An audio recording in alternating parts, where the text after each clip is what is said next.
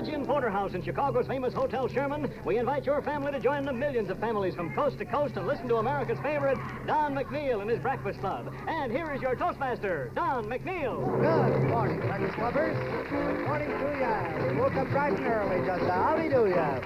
First call to breakfast for all of you out there. America, wake up, Breakfast Club is on the air.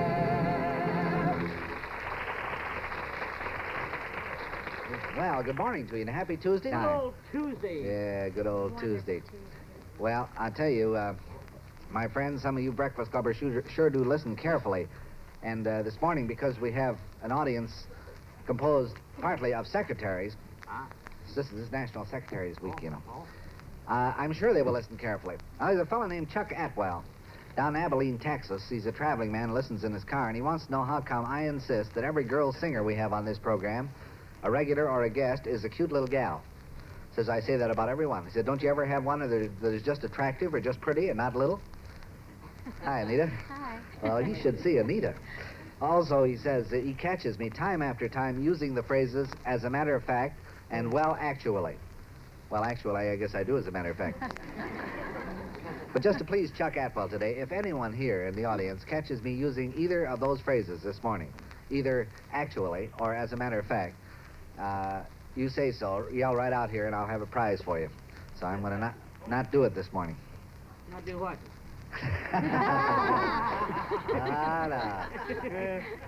This guy Atwell sent a poem, Texas Ode to Alaska.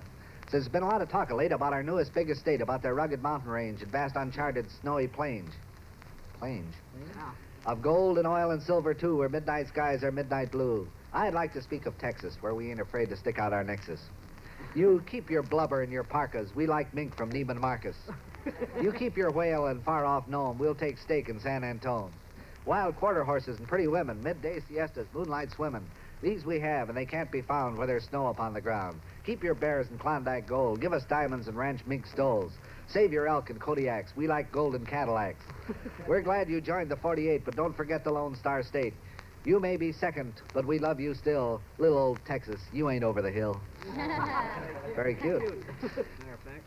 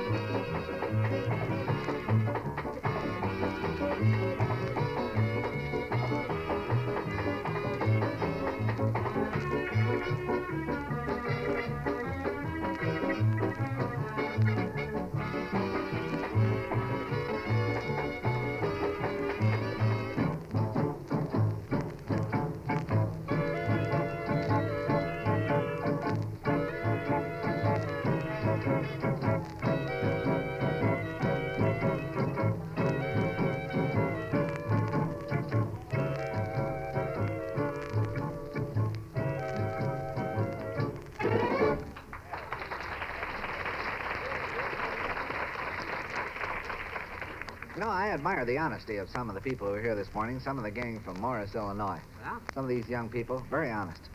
Like, for example, Lana Gregoine, I think her name is. No, Dick, sit down. Take it easy. right. I don't want her close to me at all. All right. In fact, where are you, Lana? Well, good. As close to the door as you can get. You know what she ate on the bus? You know what she ate on the bus coming in here? Potato chips, cookies, bananas, and a peanut butter and bologna sandwich.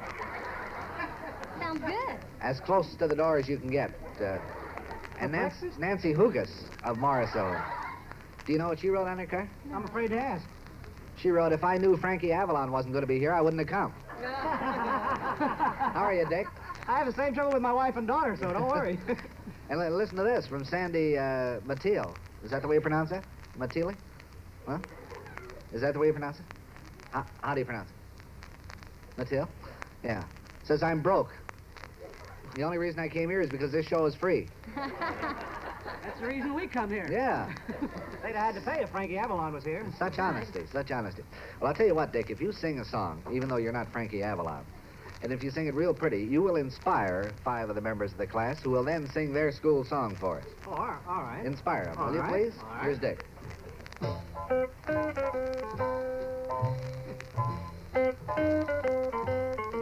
I love you for sentimental reasons. I hope you do believe me. I'll give you my heart. I love you, and you alone were meant for me. Please give your loving heart to me, and say we'll never part. I think of you every morning, dream of you every night.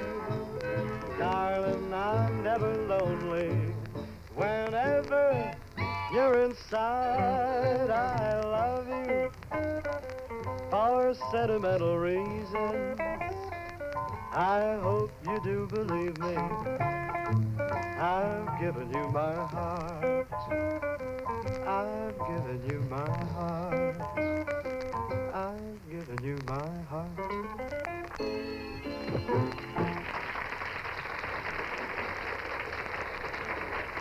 All right. Well, that should have inspired these 5 gals. Where are the 5 Third gals? row, I think, Don. Let's sing. All right, girls, would you stand up, please? We want to hear this beautiful, talented group of little gals sing their class song here. This is very dainty, very beautiful, very inspired. All right, girls. That's what I inspired. Not Silent Night, girls. Your class song, if you please. All right. We are the sophomores, and we have fun. We are the class of 61. Nobody like us, nobody like us. We are the sophomore class. Rah, rah. Beautiful thing, yeah.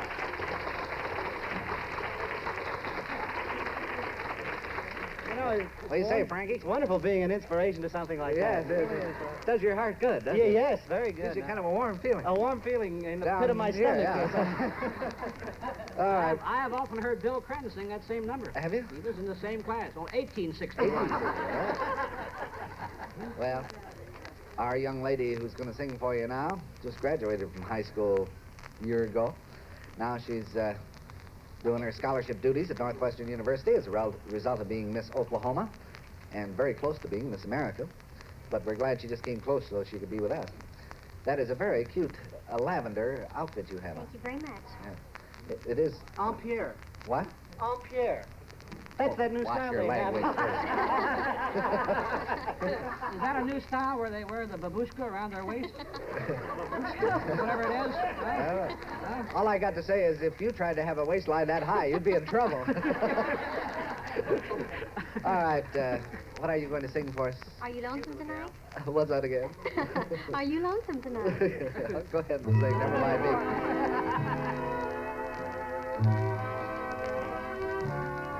Are you lonesome tonight? Do you miss me tonight? Are you sorry we drifted apart?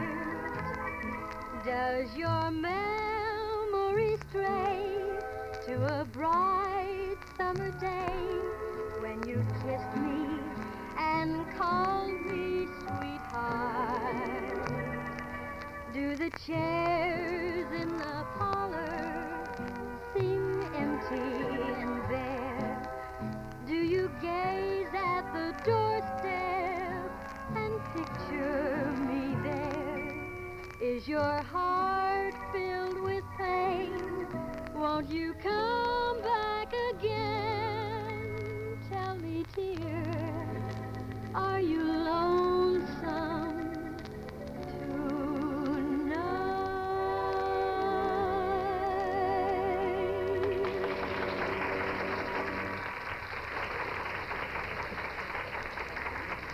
That was Anita Bryan rehearsing for her appearance in the Evanston jail, where she will be singing Are You Lonesome Tonight? 8 to the bars. 8 to the bar. Now, Mrs. I'm not sure if it's Miss or Mrs. Niendorf. Miss Niendorf. Niendorf. Niendorf, yes. And you're a secretary here in Chicago, are you? Yes, I am. And also hostess for this program? Right? You mean you are in charge of the gals who came down here? Yes. What's your secretarial job? Is it unusual? Oh, I think it is. I work for an auctioneer, and we travel. I travel all parts of the country. Oh, when he I can just hear him dictate to you. Secretary, take some dictation. Is that the way he dictates? Oh, no. Well, it gives you an opportunity to meet all kinds of people, doesn't it? Oh, yes. All walks of life. What should a good secretary do? What's the most important thing a boss should have for a secretary, would you say? Good lap. Consideration. What? A good lap for sitting No, on. that's ridiculous. No, No. secretary ever sits in a boss's lap anymore. No. No, you never do you? No, I don't. Uh-huh. Consideration, you say? Yes. That's a good quality. I was thinking of a real good fountain pen, too. That wouldn't hurt either, would it? No. I'm still thinking of sitting on a lap. When your boss signs letters, is his signature readable? Oh, yes. Is it? Yes, it is.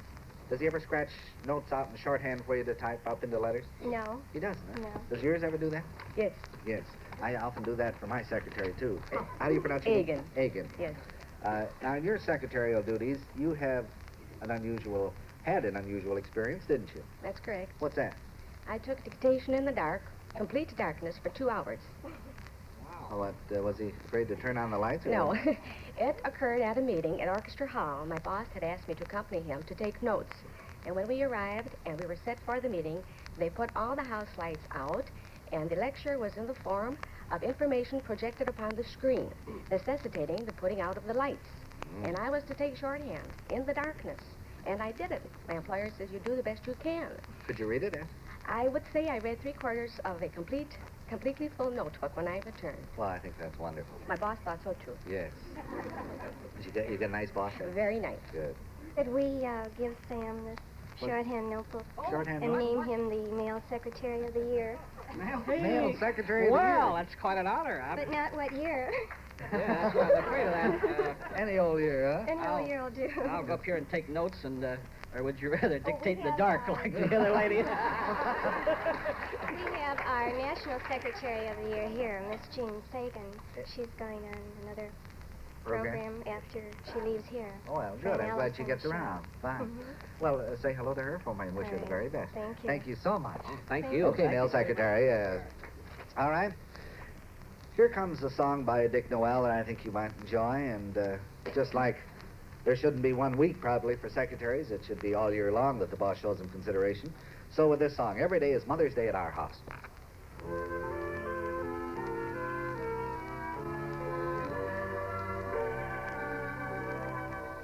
Every day is Mother's Day at our house. Everything depends on Mom at our house. Her loving hands are never still the whole day long.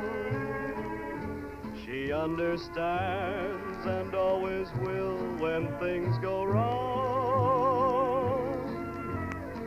Like an angel, always there to guide us.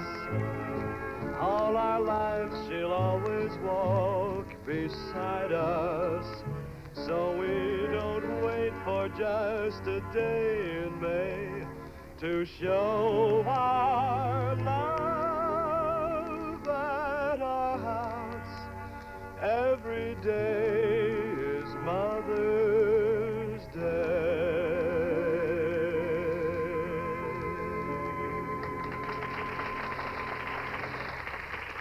Thank you, Dick.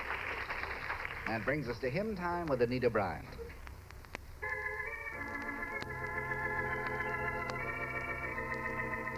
Brightly beams our Father's mercy from his lighthouse evermore. But to us he gives the keeping of the lights along the shore. Let the lower lights be burning, send a gleam across the way. Some poor fainting, struggling seamen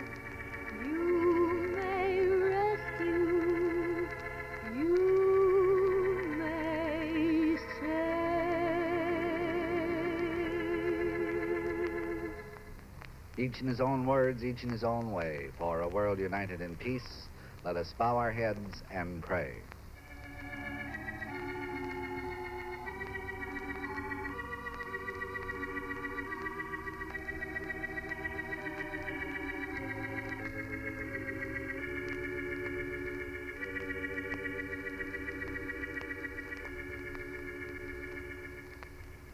Amen. Memory time. This appeared in Sunshine magazine, and in the March issue, it's called Call Our System What You Will. The American system of doing things has various descriptive names. One is free enterprise, another is capitalism. A relatively new one is people's capitalism. It may be that the last is the best, for it tersely covers a situation which makes us close to unique among the nations. In the United States, the masses of the people have the financial ability to own a direct stake in the enterprises which produce our goods and services. And great numbers of them have taken advantage of that opportunity. For example, the owners of stock in American corporations number close to 10 million. The great majority of these people are in the moderate income brackets. They include every craft and calling: merchants, professional men, mechanics, white-collar workers, insurance salesmen, and they also include large numbers of retired people. These shareholders have put a part of their savings in companies in whose future they have confidence, the hope of getting a good steady return in the form of dividends. In doing that, they have done much more. They have concretely expressed their faith in the principles in which the American economic system is based. They've said, in effect, that their welfare demands the support and perpetuation of that system. So call this system what you will, one thing is sure: it has done more good for more people than any other system ever devised.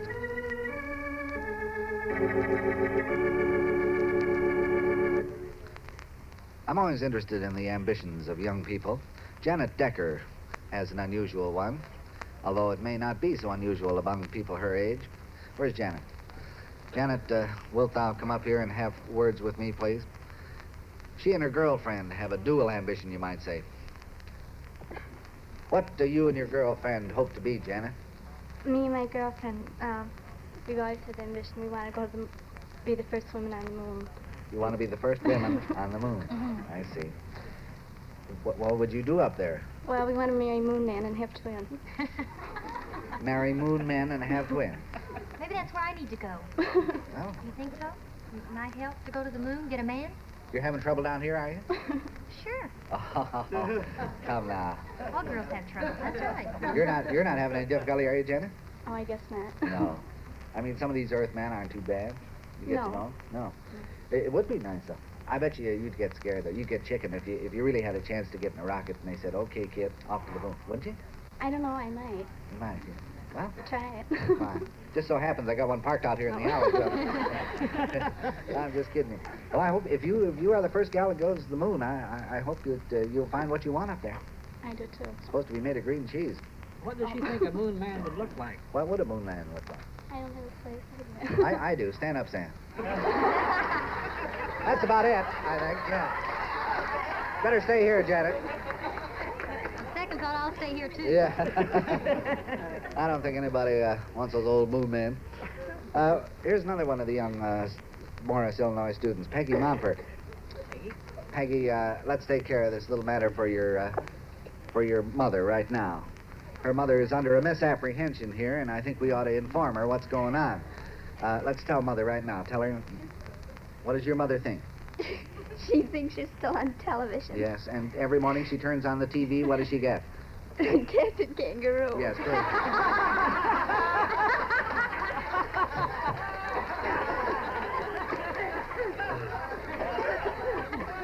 That is not us. Although I can see where she'd wonder sometimes, yeah. Wow. Wow, is right. Let's get them both together, huh? Anita and Dick and Juanita.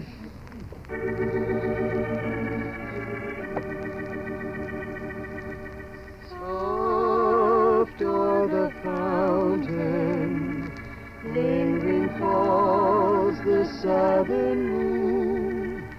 Far o'er the mountain breaks the day too soon.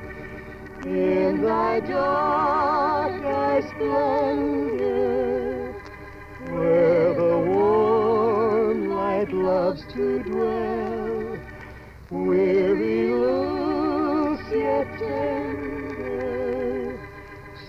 take their fond farewell. Nita, Juanita,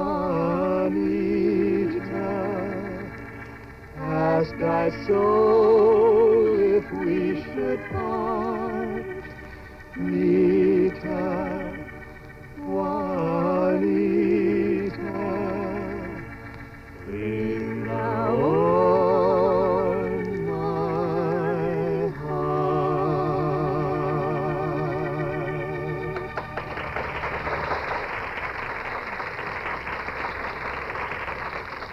That's a beautiful song, but I'm complaining. About what? There's never been a song written for Anita. For Anita. Mhm. Anita. Well, there certainly shall be. We'll have one by tomorrow morning. You betcha, boy. Really? Won't we, songwriters? Yes, sir, we sure will, Doc. Oh, good. Yes. We could even have one by yesterday morning Yes, if we hurry. If we hurried, yeah. After all, you are sitting next to the writer of Dorothy Her Mishima. You know. Oh, Anything can yeah. happen here. Let's be specific. Well, now, wait a minute. next to her, too. Dick, please, if you haven't got anything to say, don't say it. That was the best I could do. If you haven't got anything to say, let me keep still. But this song of Sam's, Dorothy Her Mishima, people haven't forgotten it. Now, Ralph Wells of Marshfield, Vermont, says, as we returned from Florida to the hills of Vermont, we named our car Dorothy Her Mishima, the mountain climber. Mrs. Thomas McCannon of Fairfax, Virginia, says her 3-year-old goes around all day singing, I love Dorothy Kermisheimer, boom. And Mrs. Venuta Albee of Salinas, California, heard her 4-year-old Kathleen wind up her prayers the other evening, said, God bless Mommy, Daddy, and then she named all the aunts, uncles, cousins, and neighbors, and Dorothy Hermisheimer. And Mrs. George Benson of Silverton, Oregon, says, I felt we needed a new song. I was hungry for a new song. Since hearing Dorothy Hermisheimer, I'm fed up. Nice comment. And Miss Nikki Zelenko of Lake Geneva, Wisconsin, wrote and said, I've been home from school with a chicken pox and Dorothy Hermisheimer. You inspired me to draw a picture of her, and she encloses it.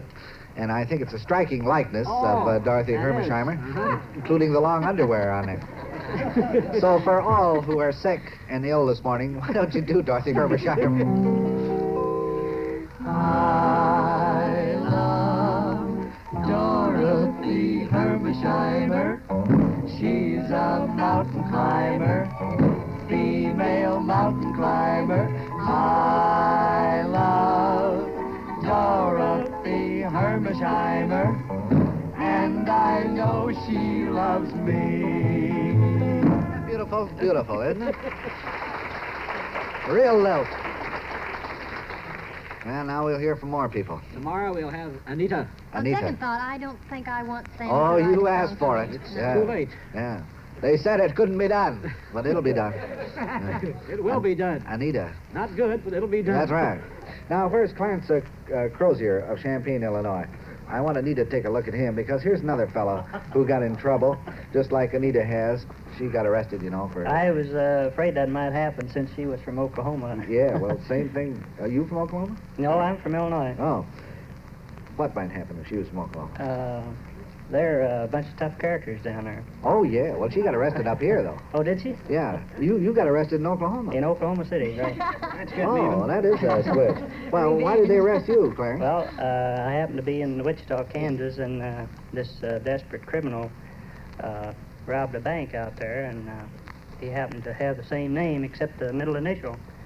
And I went from Wichita to Oklahoma City, and they put spotters out for me all day at the airlines and the railroad station. No kid.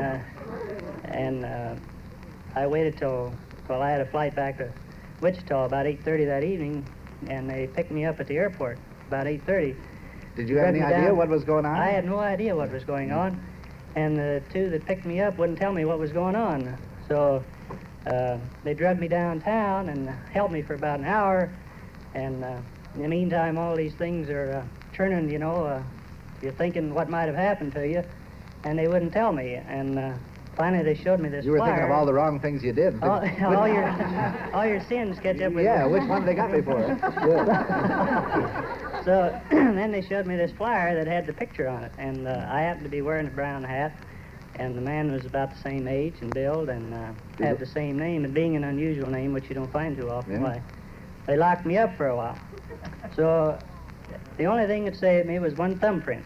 They had the man's fingerprint on the flyer, Yeah. and after they checked all of them, Found you weren't the guy. that was it. Yeah. Well, that was kind of an amazing experience. Yes, it was. Yeah. Scared the living daylights out of you, didn't it? Well, when people that travel all the time, you expect certain things to happen, but this Yeah, but- is one that shouldn't happen to you. No, it shouldn't happen to anybody. Well, Clarence, I'm glad you got out. Thank you. Thank you very much. So long, you breakfast lovers, this is the meeting. Once again tomorrow, you'll hear our greeting. Yes, sir, I want to thank all of you for helping us make a neighborhood of the nation. And so until tomorrow, when the whole gang will be with us here again, and I hope you'll be with them, this is your Toastmaster, Don McNeill, and the bunch saying so long and be good to your neighbor.